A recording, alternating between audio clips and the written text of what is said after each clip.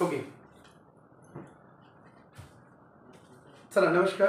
Sale biology and biotechnology class 10 chapter number 8 या चॅप्टरचं आपण साधारणतः एक लाईव्ह व्हिडिओ केलेला आहे. लाईव्ह व्हिडिओमध्ये आपण साधारणतः stem cell, what is mean cytology, stem cell preservation हे पॉईंट आपण सगळेच विद्यार्थी हे केले आहेत. आणि आता याच्यापुढे आपल्याला घ्यायचं आहे याच्यामध्ये की स्टेम सेलचा यूज कसा होतो. हा लेसन चॅप्टर आहे 8 नंबरचा, cell biology and biotechnology. Class 10चा आहे, science related chapter, biology related chapter, खूप चांगला. जे आपण याच्यामध्ये पहिला पॉईंट घेतला cell biology means cytology, study of cell that is called cytology. Stem cell, what is mean stem cell. आमच्या विद्यार्थ्यांना स्टेम सेल म्हणजे माहीत झालं. आणि ज्यांनी कोणी पण लाईव्ह बघितलं असेल किंवा व्हिडिओ पाहिला असेल तरी स्टेम सेलबद्दल प्रत्येक विद्यार्थ्यांना कन्सेप्ट माहीत पाहिजे की स्टेम सेल हे नॉर्मल सेल नाही आहेत, स्टेम सेल स्पेशल सेल आहेत. Okay, stem cell special cell आहेत. तर आपल्या बॉडीच्या प्रत्येक ऑर्गनच्या पार्टवर असतात आणि स्टेम सेलचं वर्कसुद्धा डिफरंट वर्क आहे. प्रत्येक स्टेम सेल डिफरंट फंक्शन काम करतं बॉडीमध्ये डिफरंट ठिकाणी, पण ते साम्य एकच आहे. ते जेव्हा स्टेम सेल वर्क करते ज्या टिश्यूमध्ये, त्या टिश्यूमधले जे सेल असतात त्या सेम असतात. हे पॉईंट दिला ना आपला, बरोबर आहे आकांक्षा, अनुष्का? हे कालपर्यंत घेतला. स्टेम सेलची आपण डेफिनेशन बघितली होती की स्टेम सेल आपल्याला कशाला म्हणतो. इथं काल दिलं होतं तुम्हाला मी की कुठल्याही ऑर्गॅनिझममध्ये सेलचं मास, तो आवाज येतो तिकडं, सेलचं मास, कुठल्याही याच्यामध्ये सेलचं मास हे डिफरंट असतं. प्रत्येक सेलचं मास डिफरंट असतात. अशा सेलला आपण काय म्हणतो, स्टेम सेल म्हणतो. काय म्हणतो, काय म्हणतो अनु? Stem cell. कशाला? ज्या सेलचं मास डिफरंट, मास आणि वेट तुम्हाला ऑलरेडी माहिती आहे, बरोबर आहे, त्याला आपण काय म्हणतो, स्टेम सेल. स्टेम सेलचं जर त्याला आपण प्रिझर्व करायचं झालं, त्या स्टेम सेल प्रिझर्व करायच्यात, तर प्रिझर्व कधी करायच्या, कशा करायच्या, तर लिक्विड नायट्रोजनमध्ये करायच्या. काय कशामध्ये करायच्या? लिक्विड नायट्रोजनमध्ये. आता लिक्विड नायट्रोजन टेम्परेचर किती असते तुम्हाला माहिती आहे. इकडे बघा, आपल्या ॲटमॉस्फिअरमध्ये नायट्रोजन आहे, पण हे कशा गॅस स्वरूपात आहे. कशामध्ये? बरोबर आहे ना. आपल्या याच्यामध्ये सुद्धा नायट्रोजन उपलब्ध आहे. तर हे नायट्रोजन कसं आहे, नायट्रोजन जे आहे आता आपल्या वायू ॲटमॉस्फिअरमध्ये हे गॅस फॉर्ममध्ये आहे, पण गॅस फॉर्ममध्ये नाही, आपल्याला लिक्विड फॉर्ममध्ये पाहिजे. आणि तुम्हाला सांगतो, लिक्विड फॉर्ममध्ये जर नायट्रोजन आणायचं असेल की त्याला temperature 190 degree Celsius minus low करावं लागेल. आपल्याला नायट्रोजन लिक्विडमध्ये भेटते. आपल्या कुठल्याही दुकानावरती हे आणू आपण एक्सपेरिमेंट वापरतो ना, लिक्विडमध्ये आपल्याला नायट्रोजन भेटते. काल त्यांनी अनुजला प्रश्न केला की हे लिक्विड नायट्रोजन आपण जेव्हा टाकतो हातावरती तर काय होईल, तात्पुरतं काय होणार नाही, पण लिक्विड नायट्रोजनमध्ये समजा एखाद्या ढकलून दिलं काय होईल, काय होईल, त्याची मरण म्हणजे काय, जागीच बॉडी सगळी थांबते, टोटल स्टॉप. ब्लड जाग्यावर थांबते, सगळं त्याचे बोन्स सगळे सगळे. तुम्हाला माहिती आहे थंड वस्तूमध्ये कुठलीही पदार्थ, बरोबर आहे, खराब होते का, फक्त जीव जाते, बाकी सगळं राहते. आणि ब्लडचं लिक्विड फॉर्ममध्ये काय होते, ते गोठून त्याचं सॉलिड फॉर्म. तुम्हाला माहिती आहे रशियाचा एक लेनिन नावाचा एक हे होता, समाजसुधारक होता रशियाचा लेनिन. तर त्याची डेथ किती झाली, म्हणजे त्यांनी रशियाच्या स्वातंत्र्य युद्धामध्ये काम केलं. हा लेनिन माहिती आहे ना, हा 1987 असेल कुठेतरी. तर रशियाचं लेनिन म्हणजे जसं आपले महात्मा गांधी सेम तसं लेनिननं काम केलं त्या इंडिपेंडंट कंट्री करण्यासाठी. तर लेनिनची बॉडी आजही प्रिझर्व केलेली आहे लाल चौकामध्ये, रशियामध्ये लाल चौक म्हणून आहे, त्या ठिकाणी प्रिझर्व केलेली आहे. जेव्हा कोणी आपल्या UPSC पासून IAS वगैरे येत होतं तर त्यांना जेव्हा फिरायला घेऊन जातात ना, तेव्हा पहिल्यांदा ते घेऊन जातात कुठे, त्या लाल चौकामध्ये. कारण लेनिनचं काम चांगलं आहे ना, जगासाठी पण चांगलं आहे लेनिनचं काम. ओके, हां. तर लेनिन, तर त्याला प्रिझर्व, आज त्याची बॉडी प्रिझर्व केलेली आहे. म्हणजे आपल्याला जर एखादी गोष्ट आपण प्रिझर्व करतो, भाज्या फ्रीजमध्ये का ठेवतो आपण? खराब होऊ नये. पण बाई फ्रीजचं टेम्परेचर किती असते? नाही. तुम्ही बघा कधी कधी बघितलं का फ्रीज टेम्परेचर किती असते आपल्या? भाज्या तेव्हाच चांगल्या राहतात एखाद्या फ्रीजमध्ये ज्या फ्रीजचं टेम्परेचर 4 सेल्सिअस ते 10 सेल्सिअसच्या आसपास असते. त्याच्या खाली गेल्यावर जमत नाही. आपण भाज्या वर का ठेवत नाही? जिथे आईस तयार होतो तिथे काउंटर ठेवतो का आपण? हा, तिथे भाजी ठेवतच नाही आपण. कारण तुम्ही तिथे कोणती गोष्ट होती डायरेक्ट बर्फ करून टाकते. मग लिक्विड नायट्रोजन मध्ये काय करू शकतो आपण? स्टेम सेल प्रिझर्व करू शकतो. काय करू शकतो? स्टेम सेल प्रिझर्व करू शकतो. What is mean stem cell? तुम्हाला हे माहित झालं स्टेम सेल काय म्हणतात? स्टेम सेल कशाला म्हणायचं की प्रत्येक सेलचं मास डिफरंट असतं, बरोबर आहे? All the cells in that mass are almost alike. प्रत्येक सेलचं मास कसं असते? अलाइक असते, alike. Those cells are called as stem cell. तुम्हाला मी काल दिली what is mean stem cell, तुम्ही एवढं सांगायचं. हे वाक्य लिहायचं. काय लिहायचं? All the cells in that mass. प्रत्येक सेल मधलं जे मास आहे ते कसं असते? ऑलमोस्ट अलाइक, डिफरंट असतं. That is called stem cell. समजली कन्सेप्ट? आता पुढे स्टेम सेल प्रिझर्व का करतात? प्रिझर्व करतात नायट्रोजन लिक्विड मध्ये करतात. त्याचं टेम्परेचर बुक्स दिलं -135 to 190 दिलं. यामध्ये जर ठेवलं तरच ते प्रिझर्व राहू शकते आणि त्याचा युजेस आपण कुठेतरी करू शकतो, बरोबर आहे? आता पुढे जाऊ आपण. ओके, हे इथपर्यंत आलं. आता स्टेम सेल रिसर्च पॉइंट काय आहे आपला? स्टेम सेल रिसर्च लिहून घ्या पॉइंट झाला. स्टेम सेल रिसर्च लिहून घ्या पॉइंट प्रत्येकाने. Stem cell research. Okay, stem cell research. Research म्हणजे संशोधन. ओके, रिसर्च मीन्स संशोधन. मग स्टेम सेलचं संशोधन कसं केलं जातं? का केलं जातं? स्टेम सेलचा युजेस काय आहेत आणि आतापर्यंत आपल्या कुठल्या सायंटिस्टने कशा पद्धतीने केलं हे सगळे लेसन मध्ये पॉइंट क्लिअर करून टाकतो, काळजी करू नका. एवढं समजलं का अनुष्का? बाई समजलं की what is mean stem cell? Almost each cells mass like alike. Mass कसा असते? अलाइक. प्रत्येकाचा मास डिफरंट असतो. अशा सेल्सला काय म्हणतो आपण? स्टेम सेल्स म्हणतो ना. आता हे प्रिझर्व केलं. आता रिसर्च बघा, रिसर्च संशोधन काय केलं पाहूया. इन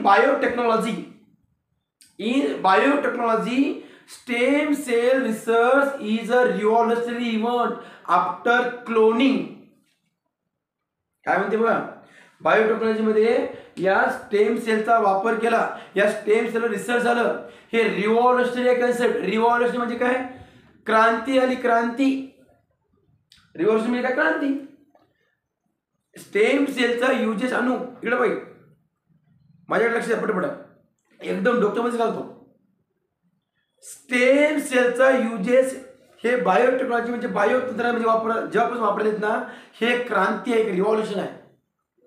मी तुम्हाला कालच म्हणलं ग्रीन रिव्हॉल्युशन, हरित क्रांती 1965-66 डॉक्टर स्वामीनाथन यांनी डेव्हलप केली. व्हाईट रिव्हॉल्युशन म्हणजेच पांढरी क्रांती किंवा दुग्ध क्रांती, दुधाची क्रांती, हे कोणी केली माहिती आहे? कोणी केली? दिलं ना, आठवा, डॉक्टर वर्गीस कुरियन. कोणी केलं ते? व्हाईट रिव्हॉल्युशन दिलं ना. व्हॉट आर लिहून घ्या, white revolution, doctor Varghese Kurien. Doctor Varghese Kurien. Doctor Varghese Kurien. Okay, Kurien. Doctor Varghese Kurien, father of white revolution.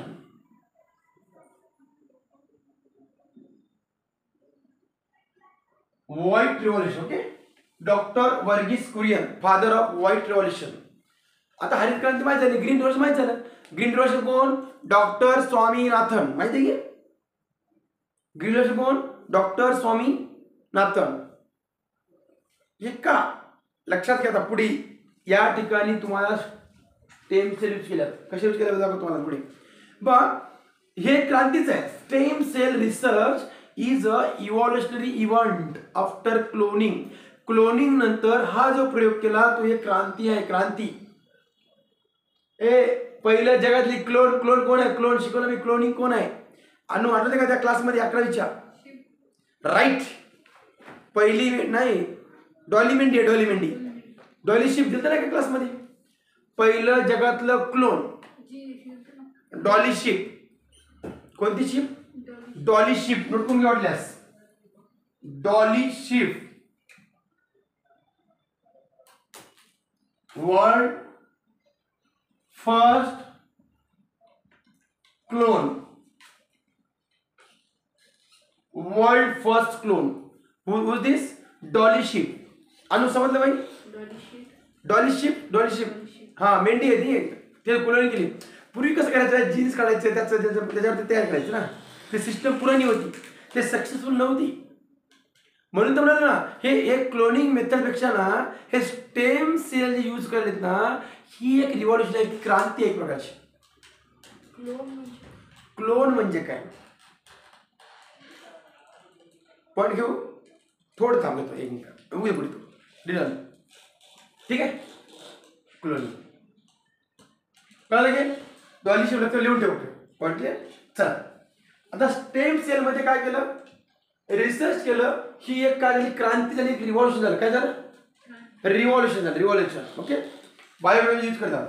आता पुढे बघायला दिलं तुमच्या बुक्समध्ये, this technique has the potential of bringing about fundamental changes in the medical science. Stem सेलनं तुमच्या या टेक्निकनं तुम्हाला तुमच्या फंडामेंटल बाबीमध्ये चेंजेस आणता येतात. जे तू म्हणे ना बाई, म्हणजे क्लोन एक अशीच मेथड टेक्निक मेथड आहे. मेंढी तयार केली, ते एकदम आर्टिफिशियल केली मेंढी तयार. ओके. आता कसं केलं? पण त्याच्यामध्ये 100% बदल झाले नाहीत. पण इथं बघ कसं आहे, या मेथडमध्ये as a potential of bringing about the fundamental changes, म्हणजे मूलभूत बदल करता येतात आपल्याला. उदाहरणार्थ इकडे बघ बाई, आपल्या इथं ग्रीन रिव्हॉल्युशन झाली. ग्रीन रिव्हॉल्युशनमध्ये आपल्या देशामध्ये 1965ला आपल्या देशाला काय, आपल्याला फूड कमी पडलं होतं. आपल्या गावाचं उत्पादन, आपले लोक शेती करत होते ना. आपले व्हीटचं प्रोडक्शन किती होत होतं? एका म्हणजे जास्तीत जास्त 1 एकरी 2 क्विंटल किंवा 3 क्विंटल गहू होत होते आपल्याकडे. तांदूळ तसंच होतं. मग एवढ्या याच्यावर उत्पन्न होत नव्हतं, कारण जमिनीची क्षमता होती. त्यांनी काय केलं? अमेरिकेत जाऊन जीन्स आणला. जीन्स म्हणजे स्टेम सेल आणले. काय आणलं? स्टेम सेल आणलं आणि आपल्या देशामध्ये आणलं. आणि तिथं काय केलं माहिती आहे का? आपल्या याच्यावरती प्रयोग करून ते जीन्स त्याच्यामध्ये सोडलं आणि प्रोडक्शन एवढं जबरदस्त वाढलं. पहिले एकरी 2 क्विंटल उत्पन्न येत होतं, ते एकरी डायरेक्ट 15 ते 20 क्विंटल 18 क्विंटलवर गेलं उत्पन्न. म्हणजे हजारो पट बदल केला. कशामध्ये? हा, त्या फंडामेंटल क्वालिटीमध्ये. तांदूळ तेच, गहू तेच. काय बदल झाला त्यामध्ये?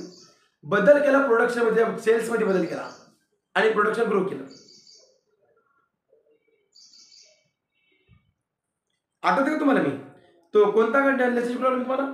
बायोडायव्हर्सिटी लेसन मध्ये तुम्हाला मी पॉईंट आला बघ की तांदळाचे आता 50,000 आपला स्ट्रेन सापडले ना.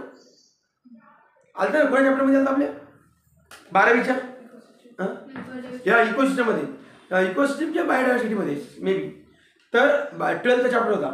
त्या चॅप्टरमध्ये तुम्हाला मी सांगितलं की 50,000 स्ट्रेन्थ डिफरंट तांदळाचे आणि राईसचे आले. म्हणजे 50,000 प्रकारचे तांदूळ आपल्याला भेटू शकतात मार्केटमध्ये. पॉईंट कळलं? तेवढे स्ट्रेन. मँगोचे पण सांगितले. मँगोची किती होती? 1000 स्ट्रेन. किती होती? 1000 स्ट्रेन मँगोची. आलं बरोबर? एनसीईआरटी मध्ये होतं ना माहिती. मग एवढे स्ट्रेन कशी केले? त्यासाठी वापरला स्टेम सेल. काय यूज केली technique? Stem cell technique use केली. कुठली केली? Stem cell. आणि मी तुम्हाला सांगितलं व्हॉट इज मी stem cell. Yes sir. Stem cell म्हणजे काय? इंजेक्शन काय? नाही. सेल म्हणजे काय? पेशी. डायरेक्ट सेल घेतात. अशी सेल मिळतात.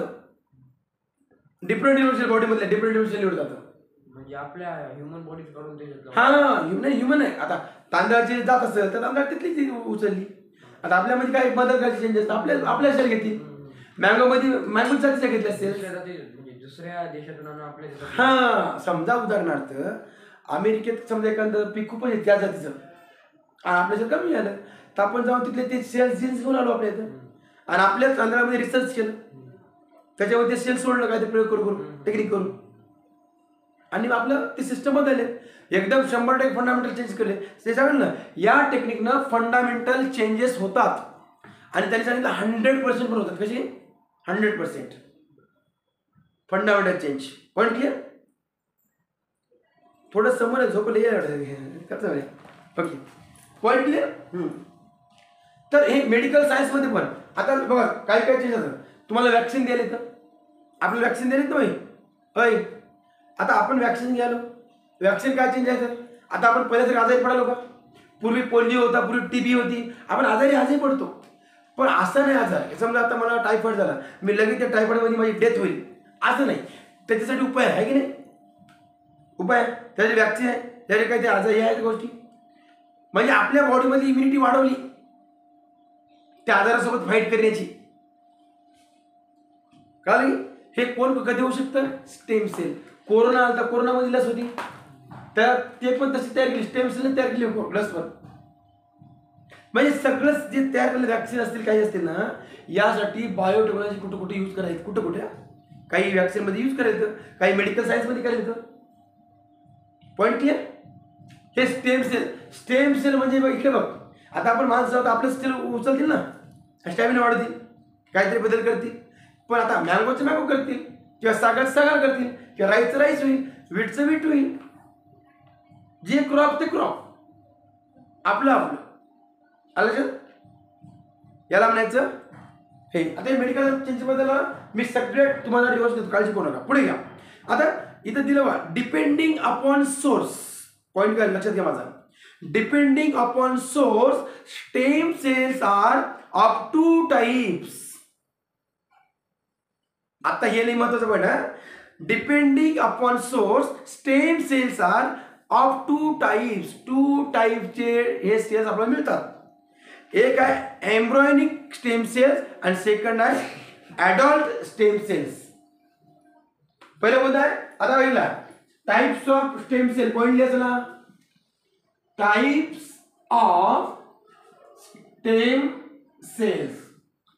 तुम्हाला माहिती आहे किती आहे 2 टाइप्स आहेत. किती आहेत 2 टाइप्स. सगळ्यांनी लिहून घ्या चला. Number 1 okay number 2. नंबर 1 कोणता आहे ग भाई. नंबर 1 आहे एम्ब्रॉयनिक स्टेम सेल. कोणता आहे embryonic stem cell. Embryonic stem cell बघा एम्ब्रॉयनिक स्टेम सेल आणि विचारलं एम्ब्रॉयनिक स्टेम सेल आणि सेकंड आहे adult stem cell. Adult stem cell. Okay there are 2 types of stem cells. आता मला समजायचं कसं आहे हे जेव्हा तुम्हाला टाइप समजले तर पुढच्या प्रोसेस समजतील. Stem cell what is mean stem cell clear झालं. स्टेम सेल म्हणजे काय त्याच्यामध्ये कोणतं आपल्या बॉडीमध्ये हा सांगा ना. आपल्या बॉडीमध्ये कोणतंच नसतील. आपल्या बॉडीमध्ये टाकायचं कोणताही विचार केला निवडलं जातं. आपल्या बॉडीमध्ये कुठलंही केलं जात नाही. आपल्या बॉडीमध्ये निवडलं जातं. समजलं का. आपल्या बॉडीमध्ये निवडलं जातं. उदाहरणार्थ एम्ब्रॉयनिक स्टेम सेल म्हणलं तर डायरेक्ट गर्भामध्ये सोडायला लागतं. एम्ब्रॉय म्हणजे काय बरं युट्रेस. त्या बाळाच्या गर्भापासूनच डायरेक्ट जीन सोडावं लागतं. आणि ॲडल्ट स्टेम सेल म्हणजे कोणतं एखादा ॲडल्ट पर्सन झाला म्हणजे पीक असून मी ह्युमनच म्हणत नाही कोणतीही लिव्हिंग प्लांट असेल किंवा आपण ह्युमन असेल किंवा लिव्हिंग असतील यांचे ॲडल्ट समजा परिपक्व झाड आहे त्याच्या सेल यूज करून वापरतात. आणि एम्ब्रॉयनिक म्हणजे डायरेक्ट गर्भापासून सोडतात. डीपमध्ये बदल करतात. पुढे सांगतो 2 मिनिटात डीपमध्ये घ्यायचा आपण. पहिला पॉईंट स्टेम सेलचे पॉईंट्स किती आहेत. There are 2 types of stem cells. Number 1 embryonic stem cell. Number 2 adult stem cell. Number 1 embryonic stem cell. Anu कुठलं embryonic stem cell. Number 2, adult stem cell. There are two types of stem cell. Point clear? There are two types of stem cell. Number 1, repeat करतोय. Number 1, embryonic stem cell. Number 2, adult stem cell. Two टाईपच्या stem cell use केल्या जातात. Okay, two टाईपच्या stem cell आपण use करत असतो. There are two types of cell. आता मी कधीही तुम्हाला विचारलं एक्झाम पर्यंत 10च्या आणि 11, 12च्या 11th मध्ये आणि 12th मध्ये येत आहे, मी सांगितलं आधी तर अभ्यास करा याचा, कारण इम्पॉर्टंट आहे. स्टेम सेल हा कन्सेप्ट लक्षात ठेवा. स्टेम सेल म्हणजे काय? स्टेम सेल म्हणजे एखाद्या लिव्हिंग मधला कोणताही असो, प्लांट असेल किंवा अॅनिमल असेल, याच्या अंतर्गत म्हणजे बॉडीमध्ये जे सेल असतात त्या सेलचं मास डिफरंट असते. काय असतं? मास डिफरंट असतं. त्याला आपण काय म्हणतो? स्टेम सेल म्हणतो. काय म्हणतो? Stem cell. Point clear? आपको समजायला का काही? नाही तर हो. किती टाईप आहेत स्टेम सेल्स? Two types. अनु सांग मला कोणते टाईप्स न बघता पटका सांग. Embryonic stem cell. Number 2, adult stem cell. मला सांग अनु, हे स्टेम सेल आपण प्रिझर्व कुठे करू शकतो? Nitrogen, liquid nitrogen. काय म्हणायचं? नायट्रोजन तर गॅसमध्ये पण आहे. Liquid nitrogen. टेम्परेचर किती असावं म्हणजे लिक्विड नायट्रोजनचं? रेकॉर्ड होतो. कुठली आवाज म्हणू नका. हां हां मी काय म्हणलं, हां स्टेम सेल आपण प्रिझर्व कुठे करू शकतो? किती टेम्परेचर करू शकतो? हो, टेम्परेचर काय किती पाहिजे? -135 to -190. क्लिअर? स्टेम सेलचं हे भाई, स्टेम सेलचं मास कसं असते? डिफरंट डिफरंट असते. आता या स्टेम सेलचा बायोटेक्नॉलॉजीमध्ये वापर कसा केला जातो पुढे बघूया. पण रिसर्च केलं, हे वापरले क्लोनिंग नंतर हे क्रांती आहे. काय? इव्हॉल्युशन आहे. काय? रिव्हॉल्युशन आहे. रिव्हॉल्युशन आहे. काय? रिव्हॉल्युशन आहे. काय? Revolution. There are two types of stem cell. Number 1, embryonic stem cell. Number 2, adult stem cell. Number 1, embryonic stem cell. Number 2, adult stem cell. Point clear? अनुभाई डोक्यात फिट आहे का? अनुज, आकाशा एकदम फिट. स्टेम सेलचे point सांगा किंवा stem सेलचे type सांगा. Quickly सांगायचं. Number 1, embryonic. Number 2, adult. Okay, हे पॉइंट येतात. आता मी शिकवणार आहे तुम्हाला एम्ब्रियोनिक स्टेम सेल. आता पॉइंट घेणार आहे एम्ब्रियोनिक स्टेम सेल. ओके, आता घ्यायचं आपल्याला एम्ब्रियोनिक स्टेम सेल. ओके, बर स्टेम सेल मध्ये रिसर्च केलं. आता पहिला टाइप घेतो मी तुम्हाला एम्ब्रियोनिक स्टेम सेल. हे पॉइंट मी तुमचा आता घेतो. Embryonic stem sale. एम्ब्रियो म्हणजे तुम्हाला सांगितलं, एम्ब्रियो म्हणजे म्हणजे गर्भापासूनच, जन्मापासूनच. बरोबर आहे. प्लांट असेल त्याच्या बीजामध्ये असते तिथूनच, आणि अॅनिमल मध्ये असेल तर तिथूनच. ओके, मग त्याच्या डायरेक्ट त्याच्यामध्ये चेंजेस करून टाकायचे. आता काय बघतो बघूया आपण एम्ब्रियोनिक मध्ये. Depending upon source, stem cells are of two types: embryonic stem cells and adult stem cells. Embryonic stem cells, division of zygote starts and thereby it is convert into embryo. बघा त्यांनी ते सांगितलं. काय सांगितलं? Division of zygote. तुम्हाला मी टीच केलेलं आहे. Zygote कशाला म्हणतात? दिस इज, एव्हा लक्षात घ्या, हे आहे ओरी. ओके, इथं आहे युट्रेस. ओके, आता ओरी, इथं युट्रेस, इथं ओरी. ओरी मधून युट्रेस पर्यंत जायला की नाही फॅलोपियन ट्यूब आहे. Fallopian tube. त्या फॅलोपियन ट्यूबचे देर आर 3 रिजन असतात. एक रिजन असते इंडोमेरियम, दुसरा असते अँपुला, तिसरा असते इस्थमस. त्या अँपुला मध्ये की नाही, अँपुला मध्ये ना काय होतं? फर्टिलाइज होतात. फर्टिलायझेशन इथे झाल्यानंतर ते कन्वर्ट कशामध्ये होते? जायगोट मध्ये कन्वर्ट. कशामध्ये होतं? जायगोट मध्ये कन्वर्ट होते. कशामध्ये? जायगोट. मग जायगोट मध्ये कन्वर्ट होत असते ना, तेव्हाच काय करायचं? ते डायरेक्ट एम्ब्रॉय आणि इथून जायगोट कन्वर्ट झालं, हे जायगोट आपल्या युट्रसमध्ये पोहोचते, तोपर्यंत असते पहिल्या 14 डेजमध्ये ह्युमनमध्ये ते एम्ब्रॉय असते. काय असतं? एम्ब्रॉय. तेव्हा काहीतरी बदल केले जातात, तेव्हा त्याच्यामध्ये सेलमध्ये कन्वर्ट केलं जातं.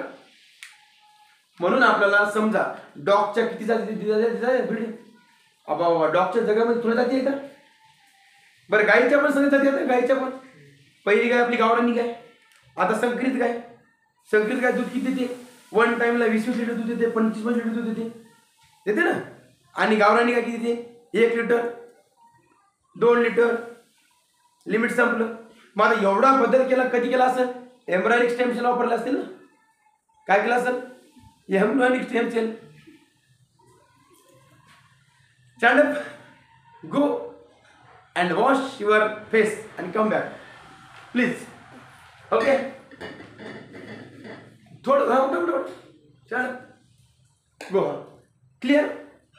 एम्ब्रायनिक बरोबर ना. एक गाय पहिली गावरानी गाय 1 लिटर का 1.5 लिटर दूध देते, पण संकरित गाय 25 लिटर 30 लिटर. हो, असं त्यांनी ते डेव्हलपमेंट केलं. हे कसं कोणता वापर असेल? ऑब्व्हियसली काय वापरलं? एम्ब्रायनिक स्टेम सेल वापरले. ओके, तर पहिला पॉईंट बघा. तर zygote, division of zygote starts and thereby it convert into embryo. ते डायरेक्ट कन्वर्ट इनटू एम्ब्रॉय मध्ये केलं जातं. Cells of embryo undergo repeated meiotic division. काय केलं जातं? मायोटिक डिव्हिजन केलं जातं. काय केलं जातं? मायोटिक. आपको पता है कि मायोटिक आणि मियोसिस डिव्हिजन, सेल डिव्हिजन माहिती तुम्हाला? सेल डिव्हिजन माहिती की समजा इथं एक सेल आहे, तर हे सेल काय करतं? 2 मध्ये कन्वर्ट करते, राईट. पुन्हा हे सेल आणि काय अजून 4 मध्ये कन्वर्ट करतं, राईट. पुन्हा हे 4 हे सेल पुन्हा 8 मध्ये करतं, हे पुन्हा 4 मध्ये, असं वाढत वाढत वाढत सेल असे डबल डबल डबल ग्रो होतात. हळूहळू त्याच्यामध्ये 100% बदल येतो स्टेम सेलचा वापर. बरोबर आहे ना? समजा उदाहरणार्थ कशाचे एक उदाहरण देतो का? कशा उदाहरण देऊ? बॅक्टेरियाचं त्या व्हायरसचं. आता समजा आपण एखादी वॅक्सिन घेतो, आपल्या बॉडीमध्ये सोडतो ना, तर ते वॅक्सिन सोडताना एकच जीव सोडतो आपण, पण ते हजारो जीवाला तयार करते आणि ते जेव्हा आजाराला तो अटॅक करते. ते काय आहे? सेल ना. ते काय किंवा आजार टायफॉइड, सॅल्मोनेला टायफी. टायफॉइड कशामुळे होतो? सॅल्मोनेला टायफीमुळे होतो. तो बॅक्टेरिया डिसीज आहे. मग सॅल्मोनेला बॅक्टेरिया आपल्या बॉडीमध्ये एंटर केला समजा फूडमधून, वॉटरमधून, आहे की नाही, तर आपला टायफॉइड होतो. तर एकच बॅक्टेरिया गेला टायफॉइड, एवढा आजारी पडते का माणूस? समजा एक टायफॉइड बॅक्टेरिया गेला आपल्या पोटामध्ये, नाही एवढा टायफॉइड 15-15 दिवस किंवा आजारी होतो का आपण? 3 दिवस नाही होत. कधी होतो आजारी? ती एक जण जाते पोटामध्ये किंवा आपल्या बॉडीमध्ये एंटर करतं आणि 1 चे 2, 2 चे 4, 4 चे 5, 10,000 आणि लाखो तयार करते. काय करते? आणि लाखो मग तुटून पडतात, आपल्या आरबीसीवर तुटून पडतात. कुठून पडतात? दन आरबीसी मध्ये काय असतं? न्यूट्रिशन खायला ते आरबीसी अटॅक करतात. आरबीसी कमी होतात. आरबीसी कमी झाली की आपली सर्क्युलेशन बॉडी खराब होते, आपल्याला फिवर येते, डोकं दुखतं, पेनिंग होते, आपण आजारी पडतो. जाताना एकच बॅक्टेरिया सॅल्मोनेला टायफी आपल्या बॉडीमध्ये एंटर केला, पण त्या मध्ये गेल्यावर आपली संख्या एवढी वेगाने वाढवली की ते व्यक्ती. बरं असं आहे का हो? आज एखादा बॅक्टेरिया अन्नाच्या माध्यमातून, तुम्हाला माहिती आहे टायफॉइड शिकवलं तुम्हाला? टायफॉइड फूड कॉन्टिमेंट आहे. मग टायफॉइड मधून त्या फूड कॉन्टिमेंट आहे, तुम्ही काहीतरी दूषित अन्न खाल्लं बाहेर कुठेतरी, हॉटेलवर काहीतरी खाल्लं आणि बॅक्टेरियाचे तुमच्या 1-2 बॅक्टेरिया गेले, सॅल्मोनेला टायफीचे 1-2च गेले, तर लगेच कळते का संध्याकाळी? नाही आज सॅल्मोनेला टायफी आपल्या बॉडीमध्ये एंटर केला आणि आम्ही आजारी पडणार, असं कळते का? नाही. ज्या दिवशी तो बॅक्टेरिया आपल्या बॉडीमध्ये एंटर केला तिथून सिम्पटम 4 ते 5 दिवसाला त्या दिवसात तयार होतं.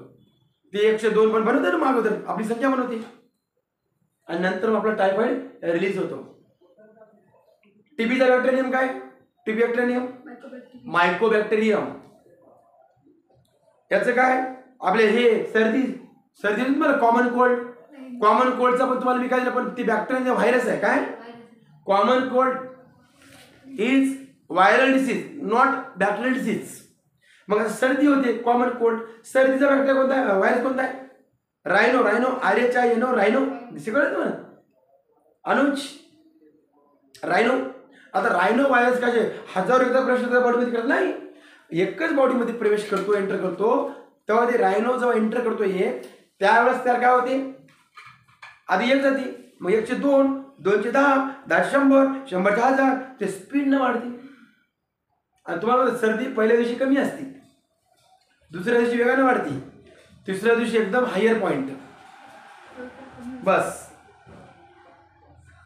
आणि पुन्हा मग हळूहळू काय होते, ऑटोमॅटिक कमी होतं. कारण आपले तुम्हाला सांगितलं कॉमन कोल्ड मॅक्झिमम 6 दिवस चालतो, आणि 6 दिवस वर चालत असेल तर तो आजार मग निमोनिया आहे. कोणता आहे आता मला सांगा, निमोनियाचं बॅक्टेरिया नेम काय आहे, ते 7 दिवस. कोणता आहे, स्ट्रेप्टोकोकस. राईट, बरोबर आहे. निमोनियाचा जो बॅक्टेरिया नेम आहे, निमोनिया बॅक्टेरिया नेम काय, स्ट्रेप्टो